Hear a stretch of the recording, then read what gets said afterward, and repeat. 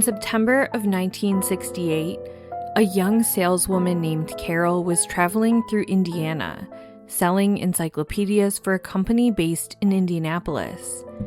She was part of a small crew made up of another black woman and 2 white men. That day, their route brought them to Martinsville, Indiana, a town that was already known among black travelers as a dangerous place to be. Years later, it would be formally labeled what many already understood it to be, a sundown town. That evening, Carol began facing harassment. As the evening wore on, she tried to seek help, reaching out to locals and even to police. But by the time the night was over, Carol would be dead, brutally attacked at one of the town's main intersections. 2 men were sought as suspects in her murder, and through the years, many would be questioned as pressure mounted. Eventually, one suspect would be captured decades later. The other never identified, and some wonder if they even got it right. Her story is a stark reminder of the very real dangers Black Americans faced while doing ordinary, everyday things during the Civil Rights era. It's also a sobering reminder that the echoes of those dangers have not disappeared. And even now, decades later, there are people who know exactly what happened to Carol that night, people who still have the opportunity to come forward and give her loved ones the truth they've been denied for so long. I'm your host, Megan, and each week on A Simpler Time True Crime, I cover older, unsolved cases and challenge the idea that a simpler time means a safer time. This week, I'm bringing to you the unsolved murder of Carol Jenkins-Davis.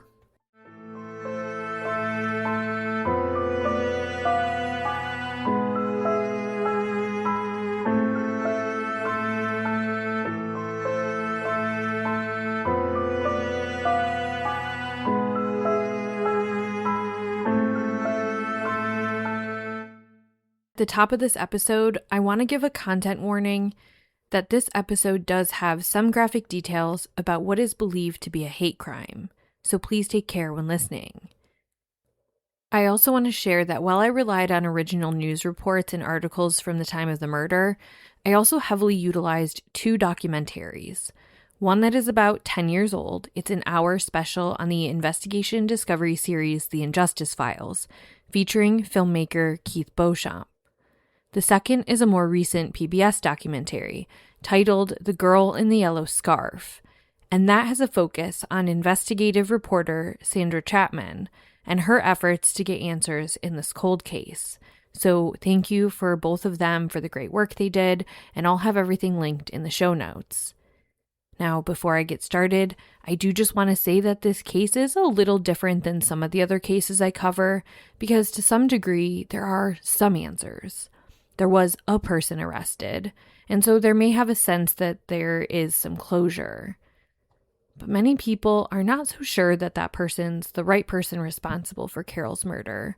And even those that do acknowledge that there still should be at least one other person that's unaccounted for based on all the facts of that. So even if they got the right guy, they didn't get everyone involved and they didn't get all the answers. As my final piece of housekeeping, I want to acknowledge that while I discuss difficult topics in this episode, I'm not trying to put an entire town on trial. I can appreciate when a town tries to shift away from its dark past. It's a complicated dance, and calling out the issues is not meant to erase the good parts or the good people of the town or the progress that has been made. Still, if this episode makes you a bit uncomfortable, it should. And we should as a society never dismiss that we are so far removed from this reality, because the risk associated with that is just too great. So here we go. Carol was born Carol Marie Jenkins on April 21st, 1947 to parents Carl and Elizabeth in the town of Franklin, Indiana. Carol's parents split up when she was tiny, and her mother remarried a man named Paul Davis, who raised her as his own daughter. He was the father figure in her life, and as such, you'll see her name as Carol Jenkins-Davis on more modern things, and her obituary read Carol Davis Jenkins. I chose to write it the way I've seen it most recently captured, and so that listeners who may be looking for her case specifically can easily find this episode. But my understanding is that when she was growing up, even though some legal paperwork had her listed as Carol Jenkins, she went by Carol Davis. Paul and Elizabeth put roots down in the town of Rushville, Indiana, which is about halfway between Indianapolis and Cincinnati. The town is known as the Crossroads of Indiana because of the intersecting state and U.S. highways that go through it, and it definitely has a small town feel to it, with its population hovering around just 6,000 at the most recent census. Paul and Elizabeth would add 5 little siblings to the family who Carol was extremely close to, especially her sister Paulette, who was the next youngest daughter and 4 years Carol's junior. Eventually, Paul and Elizabeth would divorce, and Elizabeth would move to Indianapolis. Carol spent time between the two households, but graduated school from Rushville High School in 1965. Carol was described by those who loved her as introverted, with a funny sense of humor, a lot of fun to hang out with, and just really sweet. She had wanted to model in Chicago and had a long-term goal of becoming a teacher. And I'll share some pictures of her on the Instagram, but that modeling career for sure would have taken off because this girl was absolutely gorgeous. Before she could pursue all those goals, she had to make some money after she graduated high school. So her and her best friend from school, a woman named Paula Bradley, they began working at a local manufacturing plant, the Philco Ford factory in Connorsville, Indiana. In the summer of 1968, just before her murder, that plant went on strike, and Carol and Paula couldn't afford to be without work. So the two took on the next opportunity, selling encyclopedias for the P.F. Collier Encyclopedia Company out of Indianapolis. Carol and Paula had done a few days of training, and on September 16, 1968, that was going to be their first time going door-to-door solo. Carol and Paula were both Black women, and they were traveling with 2 white men for this trip, a 20-year-old man named John Burton and the supervisor, 30-year-old Stan Julian. The group of 4 was headed to Vincennes, Indiana from Indianapolis, which was a couple of hours away. For whatever reason, they decided on an impromptu 4:30 afternoon stop in Martinsville, Indiana, where they were going to stay over. When the women heard this, their stomachs sank. Martinsville was about 40 miles south of Indianapolis. It was southwest of Rushville, about an hour's drive from their home, and it had a reputation. Martinsville was known as a sundown town, even though that language wasn't widely adopted then. By definition, a sundown town was a community that intentionally excluded non-white people, most often Black Americans, from being present after dark, not usually through any written laws, but through threats, intimidation, violence, and discriminatory policing. These towns existed across the United States with a common misconception that they were mostly in the South, which they weren't. Rather, the most common states to have sundown towns were Indiana, Illinois, Ohio, Missouri, and Kansas. They were common in the Northeast as well. In fact, I found myself looking up the ones in my state of New York. They were enforced through local custom and authority rather than formal legality. Residents and police often warned people to leave before sunset. They stopped or they followed non-white travelers, or it was just made clear through reputation that staying overnight was dangerous. I think an important place to start this discussion is to take it back to the 1930s. Back then, a Black postal worker out of Harlem, a man named Victor Hugo Green, had identified a big need. He knew firsthand how dangerous and humiliating travel could be for African Americans. Many hotels, restaurants, gas stations, and even public restrooms either refused service to Black customers or put them at risk of harassment, arrest, or violence. He set out to find places of business that either catered to Black people, had Black ownership, or were safe for Black travelers. It was called the Negro Motorist Green Book, and it sought answers to the question, where can we stop without being harmed? The guide listed safe hotels, boarding houses, restaurants, beauty parlors, gas stations, and private homes that welcomed Black travelers. Early editions focused on New York, but it quickly expanded to cover the entire U.S. and parts of Canada, Mexico, and the Caribbean. Listings were often submitted by readers themselves, creating a grassroots safety network. Despite its practical purpose, the Green Book also reflected a painful reality: that freedom of movement was conditional. Black families had to plan routes carefully. They had to avoid entire towns and sometimes drive long distances without stopping. The book didn't guarantee safety, but it reduced uncertainty and risk in a hostile landscape. The guide was continually revised, even after Green's death in 1960. His wife carried it on until it stopped being published in 1966, shortly after the Civil Rights Act of 1964, which outlawed segregation in public accommodations.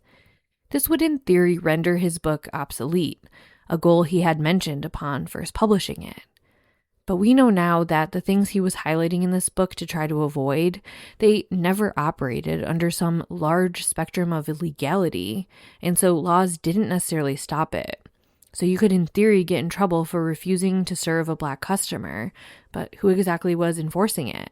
The very police who had been participating in the intimidation all along? You get the idea. One important distinction is how the Green Book was formatted. It did not function as a blacklist of dangerous towns. Instead, it operated as a whitelist. It listed places where Black travelers were known to be able to stop safely. Towns were not labeled avoid, even if they were widely understood to be hostile. And one thing of note is that Martinsville, Indiana, does not appear to have had any listings. No hotels, restaurants, or services in Green Book editions. That absence would have been a warning sign to Black travelers. There's no verified safe lodging, no known safe restaurants or gas stations, no local Black-owned or friendly establishments willing to be listed. In practice, travelers understood that no listing often meant do not stop here unless absolutely necessary. Moving ahead, there was a book published in 2005 that gives a large perspective on the topic of sundown towns specifically. It's called Sundown Towns, a hidden dimension of American racism, and it was written by historian and sociologist Dr. James Loewen. Loewen had two central themes in his book. One was that racial exclusion was not accidental, informal, or limited to the South.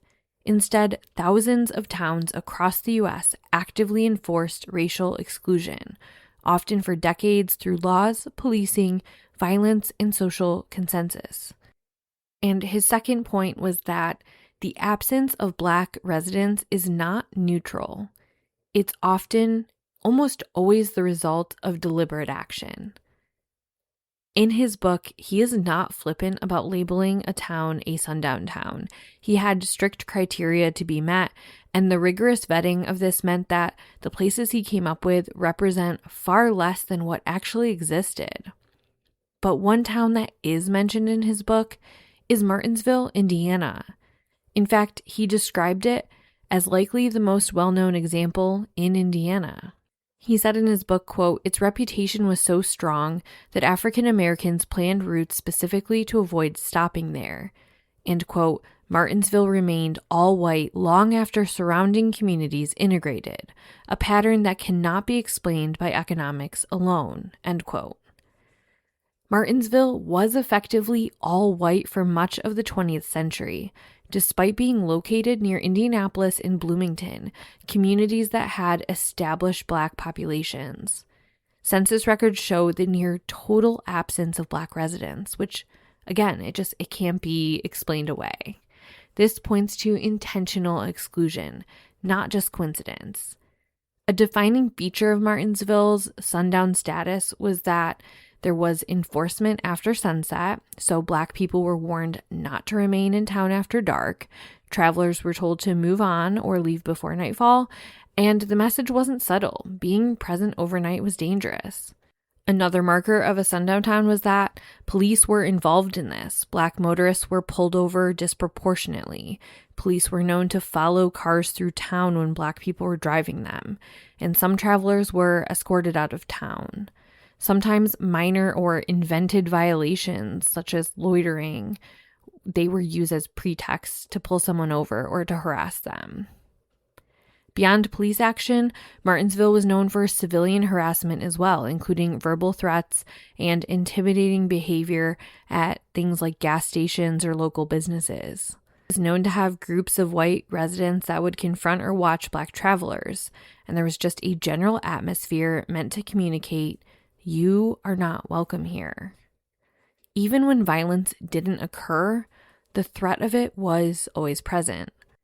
So with all of that background, you can understand why Carol was concerned by this sudden stop to Martinsville. She told Paula she wished she had worn different clothing that was more suitable to being able to run if she needed to. And she said she wished she had grabbed some sort of mace or protection, but there just hadn't been time. With a reputation that severe, I'm not going to lie, I'm side-eyeing the two white men, especially her supervisor, for stopping in a town like this. But that's just my personal opinion. Since her supervisor was present, Carol decided to press on and try to impress him with sales. And so, the four split up to different quadrants of Martinsville. And that would be the last time that Carol's colleagues would ever see her alive again.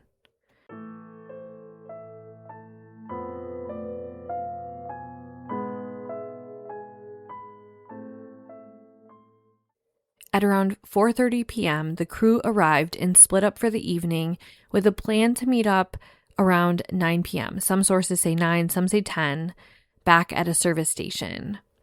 For a bit, things seemed to go okay. I'm not sure what success Carol was having with selling, though the few homes she had stopped at said she was informed about the products she was selling, she was polite, she was professional. Paula was not having a ton of luck, and she realized she just probably wasn't going to land any sales of encyclopedias in this town. So she decided to just go to a laundromat near the service station and kill time until it was time to meet up again. After all, this town wasn't even supposed to be part of their original sales map. It was sprung on them.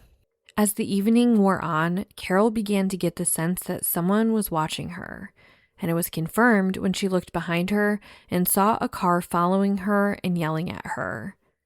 She couldn't make out what they were saying, just that they were yelling. Some source material says that the car circled back around and passed by her slowly again, and then continued following slowly behind her. Frightened, Carol made a run for a nearby house, which, given the town, was a real gamble, but she sensed she was in danger with this car of two men following her. She ran up to the house of Don and Norma Neal, newlyweds about her age who lived at 1242 East Columbus Street, and she couldn't have landed on a better doorstep.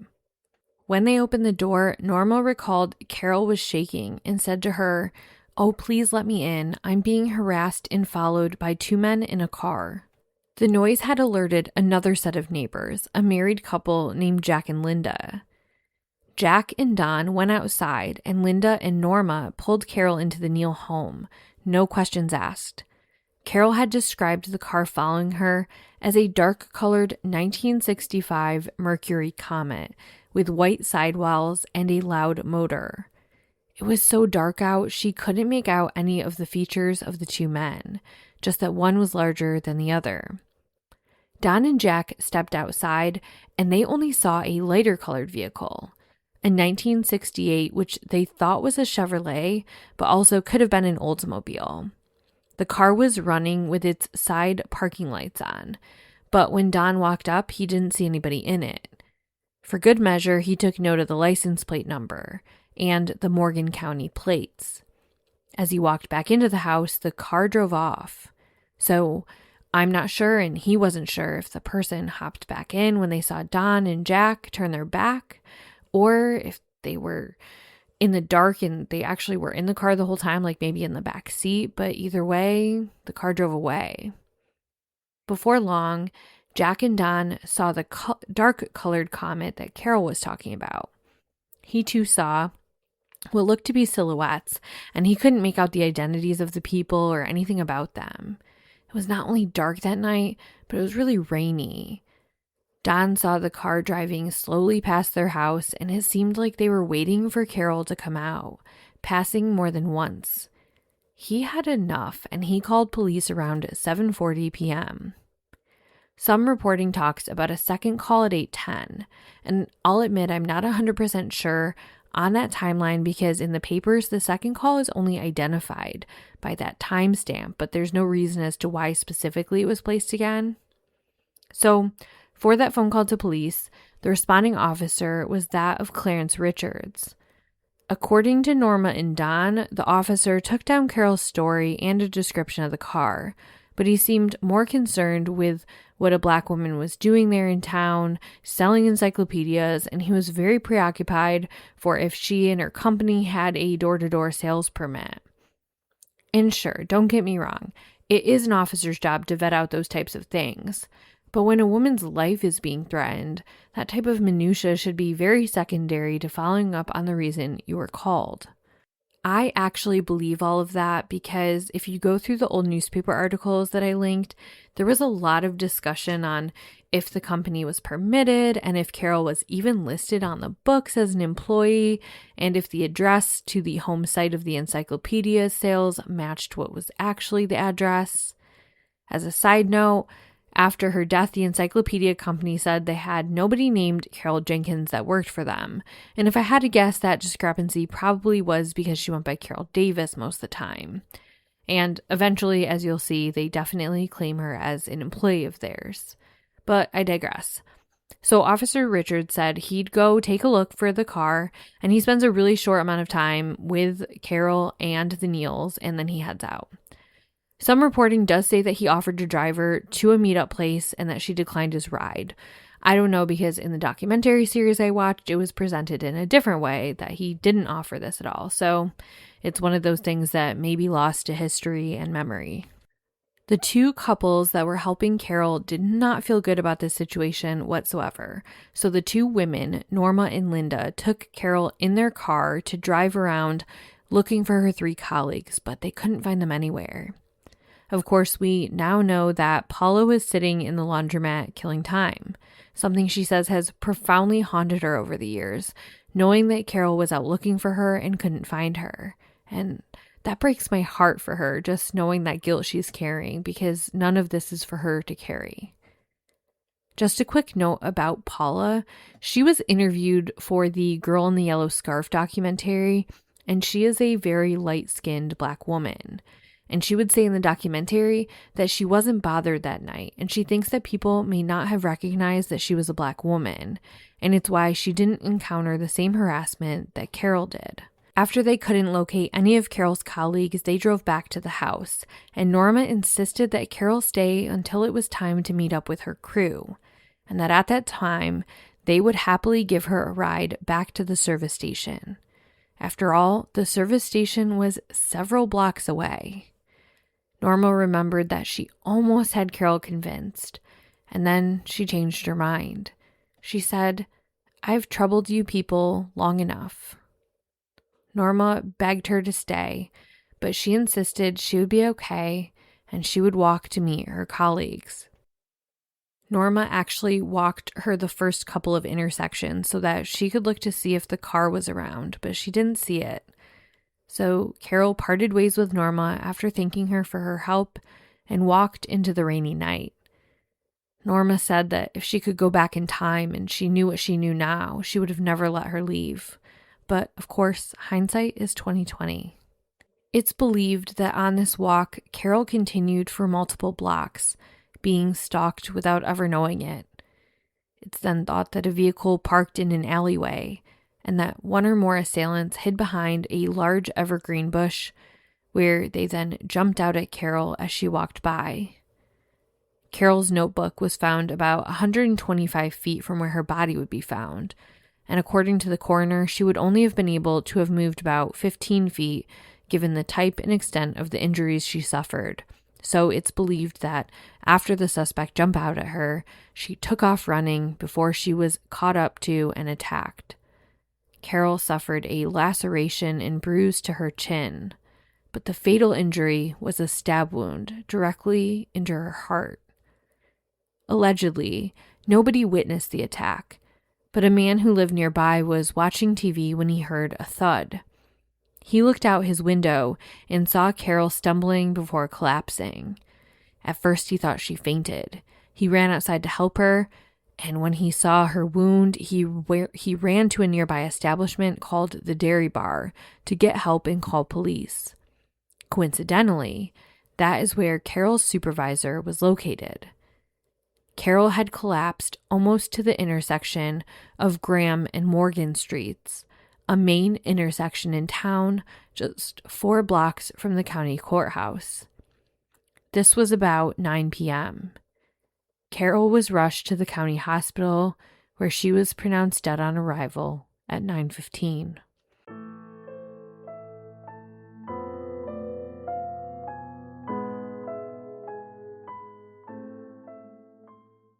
Carol's sister, Paulette, would share in an interview for Girl in the Yellow Scarf that she couldn't even orient herself to the call when she got it. In fact, she thought it was a prank at first, and she hung up on the person. But when they called back and gave more details, reality set in. Someone had brutally murdered her older sister. Something that hit even harder because Paulette described having almost a premonition type of feeling come over her on the day of her sister's murder, and she had been worried something was going to happen to her, but she couldn't place why. The Davis family was heartbroken and couldn't figure out who would want to do this to their sweet Carol. But when they heard the details of what happened, they had a strong opinion as to why. They believed Carol was killed due to her skin color, a hate crime carried out by a white supremacist in a town known for this problem at the time. Officer Clarence Richards, the same one who had come to the Neal home, was the first officer on scene. Almost immediately after Carol was rushed away in an ambulance, the skies opened up, and the drizzly rain that had been persistent all evening turned into a torrential downpour, one that washed away her blood off the sidewalk within minutes, and with it, so much potential physical evidence. The crime scene where Carol was attacked was also severely compromised. It wasn't roped off, and well-meaning people were picking up her belongings and handing them to officers, things like her notebook, her glasses, and purse. Just nothing was secured. So right off the bat, they were off to a rough start. The media jumped on the story pretty quick. It was the first murder to happen in the town in 10 years, with the last one being a young man who attacked his grandmother in a robbery. Local and state police were brought in to investigate, and Police Chief Jack Stanley put out a description of the vehicle and who they were looking to talk to. He shared that they believed the murder weapon was a knife or some sort of sharp object that hadn't been recovered, and that it had a blade or something able to penetrate about 2.5 to 5 inches. He shared that there was nothing taken from Carol. She had money on her in her purse, which remained there, and no jewelry or anything else was taken. There were also no signs of sexual assault. Someone had just come upon her, attacked her, and stabbed her directly in the heart. Still, police would not address it as a hate crime. One early theory police tossed out there was that Carol had been killed by some sort of old boyfriend who had followed her into town that night and attacked her. Another was that it was a sexually motivated assault, even with the evidence pointing to the contrary. In fact, Chief Stanley would go on to say that he thought race was the least likely motive, and he actually formally ruled it out in the papers. Within just a couple of days, the 2 young men who were following Carol that night in the dark Comet came forward. Their names were 23-year-old Stanley Shireman and 21-year-old John Burns. Stanley was actually a cousin of Don Neal, the man who took Carol in that night with his wife Norma. According to reporting in the Muncie Evening Press, Morgan County prosecutor Richard D. Bray said the two men surrendered and admitted to driving past Carol a couple of times as she walked down the street, but denied yelling anything at her or trying to harm her. They described her as acting frightened and skittish, and that was, of course, completely unrelated to them and their behavior. In fact, they said that she was acting kind of erratically, and get this, they were worried about her. Despite being adults, the men were described as youths in every news article, and they said any banter they did shout in Carol's direction was, quote, young boy-girl things, end quote. So which is it? Did they not yell anything, or was it just clumsy schoolboy things that the 20-somethings shouted? Just a quick sidebar, it's important to acknowledge a long-standing reporting bias, one that existed then and still exists today. When white men commit crimes, media coverage often softens their actions by emphasizing their youth, their future, their unrealized potential. They're framed as boys who made mistakes. And in contrast, Black children of the same age are frequently described in ways that strip away their childhood identity entirely, with language that makes them seem like fully formed adult criminals rather than teenagers. And again, in this case, we know these are fully grown white men. Later reports would indicate that the two men were polygraphed as part of clearing their name, but the news reports at the time in the papers, they made it out to seem that they were cleared on basically vibes and their word against hers being what Carol told police before she was murdered that evening, because obviously we know she wasn't there to defend herself.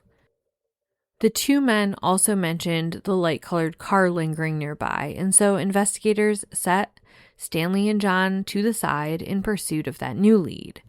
And remember, Don Neal had walked to the back of the car to get that plate number. But there was one big problem with that.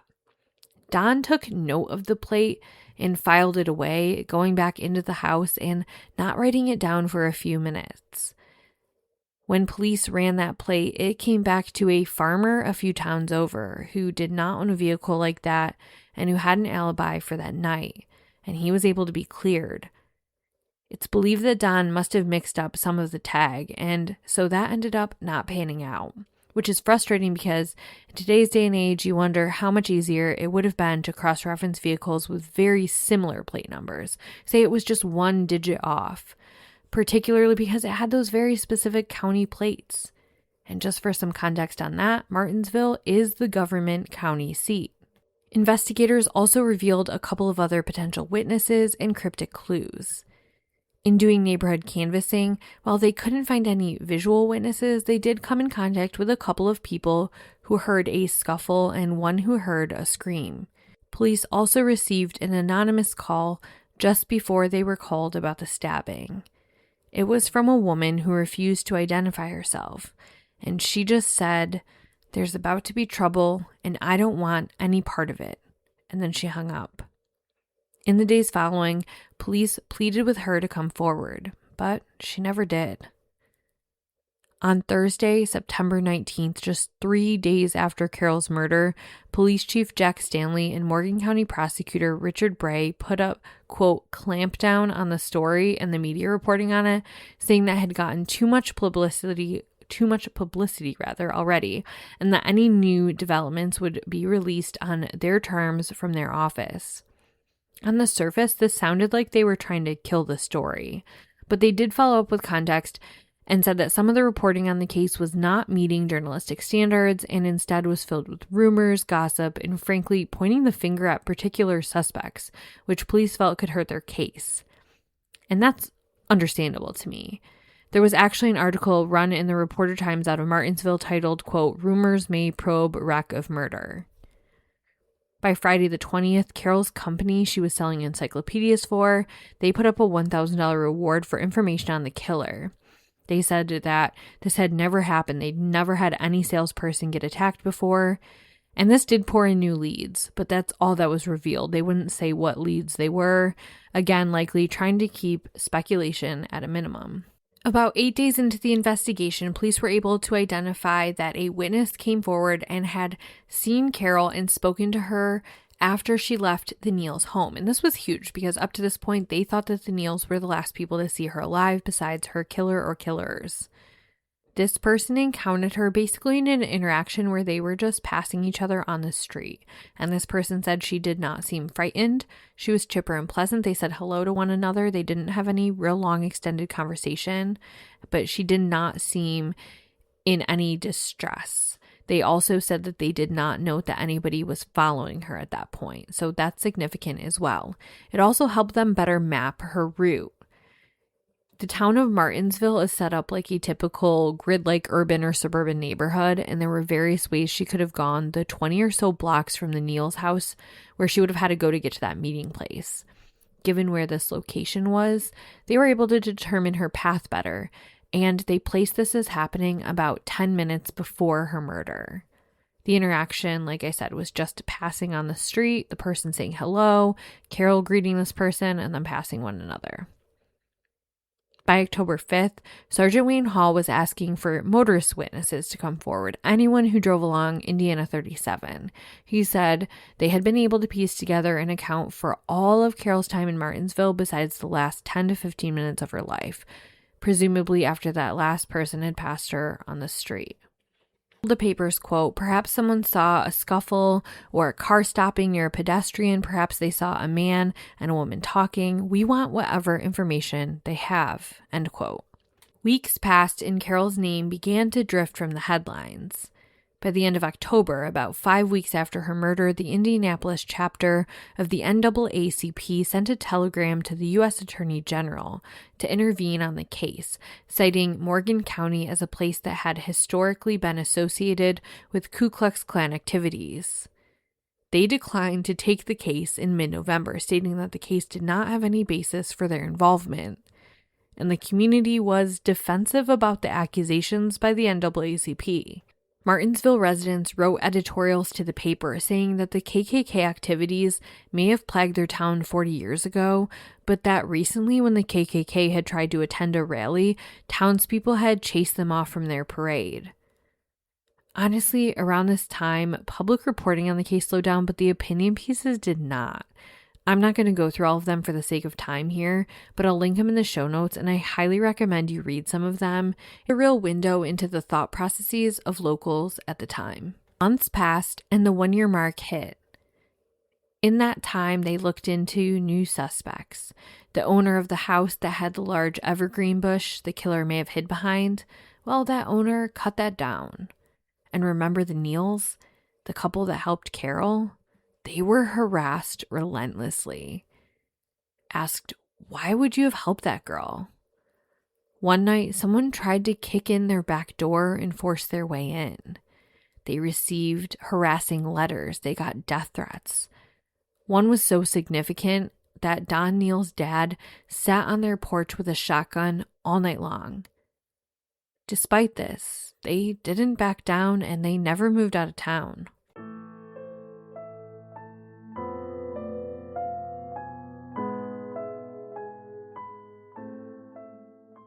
Over the years, the investigation sort of went all over the place. For instance, a drunken woman at a bar one night concocted a whole story about who committed the crime, only for police to spend tons of time on it to find out it was all made up for attention. A similar bar tale, 2 men at a tavern bared their souls to one another, with one saying he had killed Carol. Though his confession, in it, he didn't even describe the way she was murdered correctly. He talked about blunt force trauma rather than a stabbing. There was another instance where someone said they heard someone in their sleep say, I didn't mean to kill her, and that the person who was sleeping was all sweaty, and they had actually turned that into police. In another instance, people in the county jail said they heard a confession out of someone. And this is literally just a sampling of all the random stories out there and false confessions, none of which panned out, but were all supposedly investigated thoroughly. In late 1972, it was revealed that a police jurisdictional blunder set free a man who they were trying to take into custody on an unrelated charge so that they could ultimately question him in Carol's case. Because there was a miscommunication, the judge ordered the suspect's release, and then he sort of disappeared. In the end, the reporting kind of dropped off about that, and police truly honed in on 3 suspects, according to the Girl in the Yellow Scarf documentary. One was the man who found her. His name was Hayward. He saw her fall, he ran out, and they had to vet his story because they needed to make sure he wasn't just inserting himself into the investigation. Before long, though, he was ruled out. Number 2 was a man named Keith Ford. He was a former Indiana State Police trooper who had been fired and had a long history of bad behavior. He was the subject of the jailhouse people saying that they had overheard a confession. That was Keith. Police focused on Ford in part because of his known racist views and behavior, which were widely acknowledged in the community. He reportedly made racist comments, and according to later testimony, he had bragged about involvement in the crime. But everything was very circumstantial, and there was no forensic evidence to tie him, no murder weapon, nobody who could place him. And when push came to shove and police were interrogating him, he maintained his innocence, and the case against him kind of fell apart. The third was a man named James Harley Smith. Similar to Keith Ford, he had a history of racist behavior and a not-so-clean rap sheet. He was a known white supremacist with alleged ties to the Klan, or at least adjacent support of them. In a strange detail about Smith, there was this lore surrounding him that he had died in a police shootout years prior. And for years, people, including law enforcement, thought he was dead and just sort of wrote him off. It wasn't until around the year 2000 when a private investigator hired by Carol's father, Paul Davis, and a local investigative journalist named Sandra Chapman found out that James Harley Smith was very much alive. Around this time, the case took a large turn, as Sandra Chapman became obsessed, in a good way, with digging into it. She even tracked Smith down and got him to talk, though he denied any involvement in Carol's murder. Sandra Chapman was a reporter for Wish TV, the CBS affiliate in Indianapolis, and in her I-Team investigation segments, she started putting Carol's case back into the spotlight. She reviewed where things stood, interviewed Carol's loved ones, and made a public plea for information. This resulted in a 2-part major lead that started with an answering machine message with information that nobody saw coming.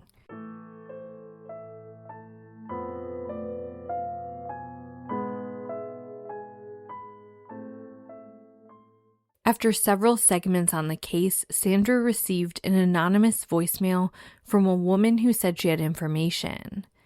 The voicemail said, quote, "If she was wearing a yellow scarf and was killed with a screwdriver, my father could be the killer." Running some of this information by the police, it was clear that it struck a nerve. A screwdriver had been mentioned in some of the press, but a yellow scarf had not. In one article, it referenced that someone had given Carol a scarf that night to wear because of the rain, but it never mentions a color. At this point, police wanted Sandra to step aside, but the caller was very hesitant to come forward, and if anything, would only work with Sandra. Some additional context was provided when another memo came in to Sandra Chapman. It was a woman who said she was the sister-in-law to the caller, and that the caller had shared information with her about the killing 15 full years ago, and that seeing the news reports that it was still unsolved and how badly the family was hurting moved her to pressure, or rather insist, that her sister-in-law come forward. The caller finally came around and did. Her name was Shirley McQueen, and she shared that she was 7 years old in 1968 when her father, Kenneth Richmond, and another accomplice stalked down Carol and murdered her. She said they were out driving that night when her father spotted the young girl and began catcalling her. When he realized she was a black woman, he began yelling racist remarks. She remembers that he got out, began chasing her, and that he stabbed her with a screwdriver while the other man held her down. The two got back in the car. Her father laughed, and he said she got what she deserved. She then said that her father gave her $7, one for each year of her age, to keep it all a secret. $7 which he'd actually later ask for her to give back. After investigating this lead, giving her a polygraph, and tying together other evidence, including the fact that they had an opportunity to look at him as a suspect 15 full years earlier when he committed another murder, they believed that Kenneth Richmond was their guy and they arrested him. It was not a surface-level investigation. Before the charges were even brought up, they vetted Shirley's story so far as to talk with permission to her therapist from years earlier, who said that, yes, indeed, she had brought this story up in therapy, and that as a patient, she expressed recurrent PTSD about the incident. Shirley's sister-in-law was a woman named Connie McQueen. Shirley was hesitant to come forward when Connie pressured her to tell police. She said her father was an old man, and she felt that turning him in was just going to cause more pain for everyone, and what was the point? But Connie showed her how much pain Carol's family was still in without answers. So just as a quick side note PSA, let this stand as evidence that things like journalistic stories and podcasters putting these stories back in the limelight and news articles and all of these things that bring light to these cold cases can influence people to talk. Shirley had been out of contact with her father for decades. He had been abusive to her and her mother growing up, and Shirley carried, understandably, a great deal of trauma. Kenneth Richmond had been in and out of jail in mental institutions several times over the years in his adult life. He had done a short stint in the military, never even making it through basic training before violently attacking a fellow recruit and being sent off to a mental institution where he was diagnosed with schizophrenia. Just a very strong content warning here for sexual mutilation. He actually repeatedly for years throughout the 70s demanded his wife castrate him, saying it would, quote, tame him, before eventually castrating himself in the 80s.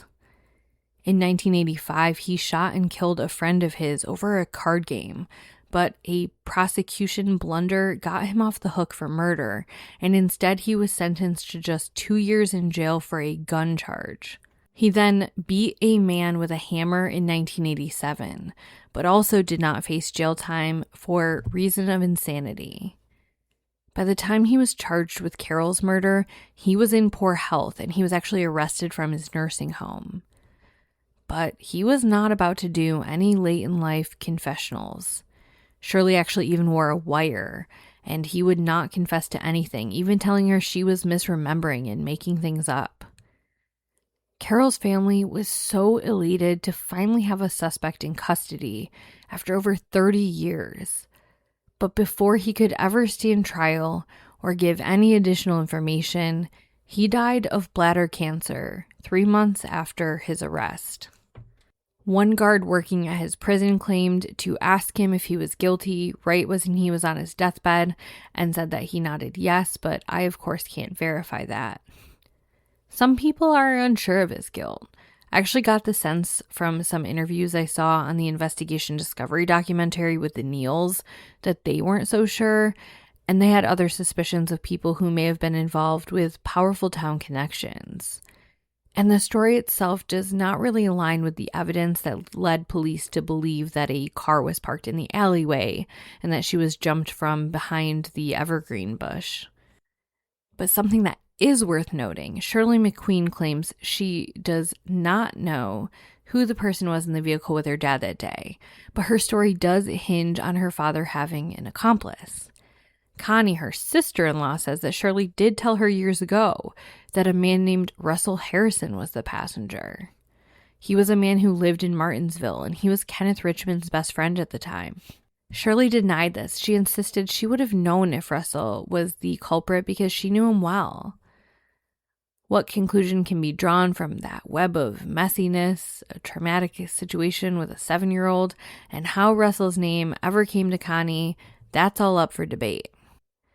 But according to the documentary, it's likely that Russell, a resident of the town who could have had county plates due to some of his connections, it's likely that he knew those men I mentioned earlier in the episode, Stanley Shireman and John Burns, because they were all part of the American Legion in town together. So was it Russell's car that night? We really don't know. and that second person has never been identified. Right now, the U.S. Department of Justice has Carol's case listed amongst the cold cases they are investigating as of 2018, with DNA evidence possibly open to advancements that could identify any additional parties involved.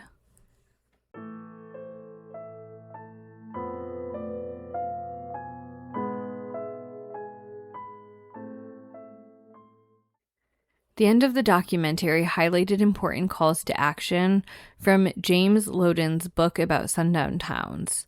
He says that sundown towns need to take 3 actions to show that they are genuinely committed to doing better. 1, they have to admit their past in full. 2, they must apologize for that.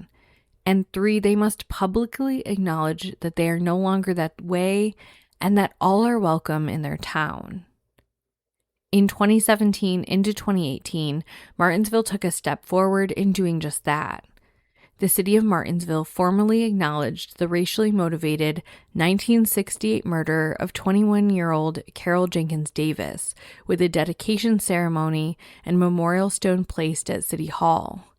City leaders, clergy, Carol's family, and her former co-workers spoke at the ceremony, expressing remorse, calling for healing, and emphasizing love and accountability as the community continues to confront the lasting impact of her death. It was so beautiful because Paul Davis, Carol's father, was able to witness it, and he died just 6 months later. Around that same time, and before Paul's death, in Carol's hometown of Rushville, a park was dedicated in her honor. The Neals remained committed to being kind and loving people, and they never left Martinsville. They raised a family there, and they were the loves of each other's lives. Norma still lives there, but Don passed away in 2020 from COVID. He had actually been the first person to suggest a memorial in town for Carol, and he carried the grief of that night with him the rest of his life. I hope, if ever in a similar situation, we can all take a page out of Don and Norma's book. Don's cousin, Stanley Shireman, one of the 2 men in the car that originally harassed Carol that night, he died on August 31st, 2015 at the age of 70. In a weird coincidence, Kenneth Richmond died on that same day in 2002, also at the age of 70. Russell Harrison, rumored to be the second person in the vehicle with Kenneth Richmond that night, he died in 2005 at the age of 67. And Dr. James Lowen, the scholar who wrote the book about sundown towns and studied and taught much about racial discrimination and how history is taught in public schools, he sadly died in 2021. 2 things can be true at the same time. This case may be too old for people to face any consequences because they've passed away. But that means they're no longer here to cause harm, and you're safe to come forward with the secrets you've been burdened with. If you have any information on the murder of Carol Jenkins-Davis in Indiana in 1968, please contact 1-800-453-4756 to reach officials in Indiana, or contact the FBI at 1-800-225-5324. You can also submit tips online at tips.fbi.gov. This has been another episode of A Simpler Time True Crime. If you appreciate the work I'm doing, please leave a 5-star review on your preferred listening platform and tell a friend about the podcast. Case suggestions can be made to simplertimecrimepod@gmail.com. If you wish to support the show monetarily, you can do so via my Spreaker Supporters Club in the show notes. And as always, thank you so much for listening, and tune in next Monday.